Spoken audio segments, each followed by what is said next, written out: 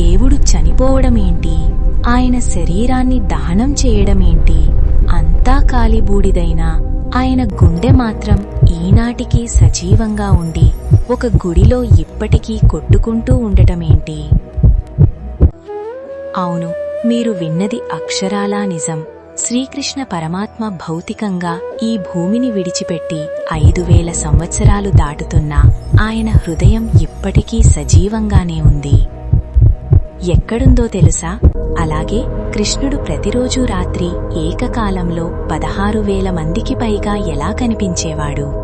రామావతారంలో జరిగిన ఒక సంఘటన కృష్ణుడి మరణానికి ఎలా కారణమయ్యింది?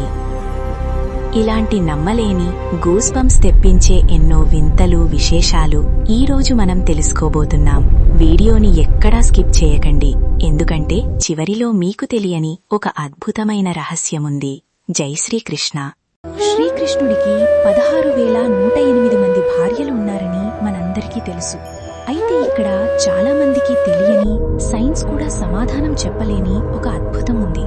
నరకాసురుడి చెర నుండి 16,108 మంది యువతులను విడిపించిన తర్వాత సమాజం వాళ్లను అంగీకరించదు అని తెలిసి కృష్ణుడు వాళ్లందరికీ భార్యా హోదా ఇచ్చాడు. అయితే ఎవరికీ అన్యాయం జరగకుండా, ఎవరూ ఒంటరితనం ఫీల్ అవ్వకుండా ఉండటం కోసం కృష్ణుడు ప్రతిరోజు రాత్రి 16,108 రూపాయలు భరించేవాడట.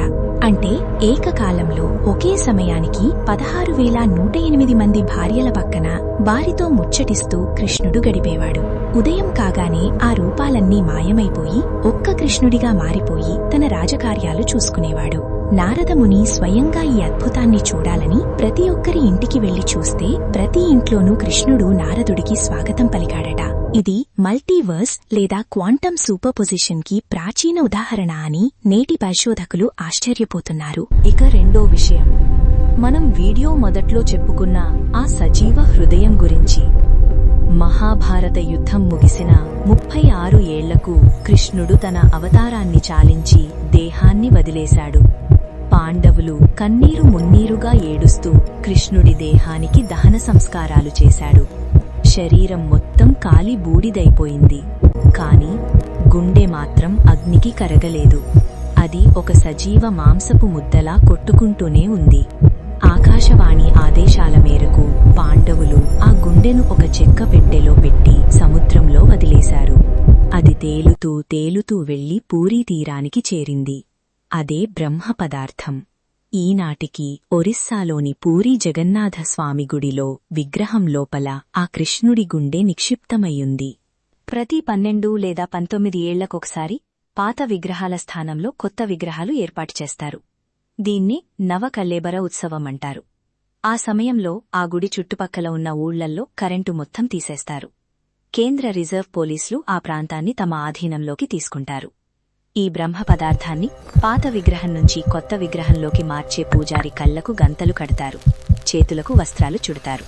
ఎందుకంటే ఆ బ్రహ్మ పదార్థాన్ని కంటితో చూసినా, నేరుగా చేతితో పట్టుకున్నా వెంటనే వాళ్లు ప్రాణాలు కోల్పోతారు.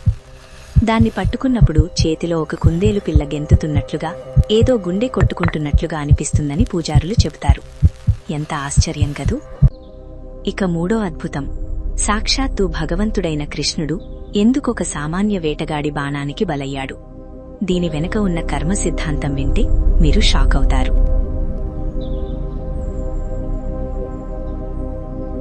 కృష్ణుడి కాలి బొటనవేలు అచ్చం ఒక జింక కన్నులా మెరుస్తూ ఉంటుంది. జరా అనే ఒక వేటగాడు కృష్ణుడు చెట్టు కింద విశ్రమిస్తుండగా ఆ కాలిని చూసి జింక అని భ్రమపడి విషం పూసిన బాణాన్ని వేస్తాడు.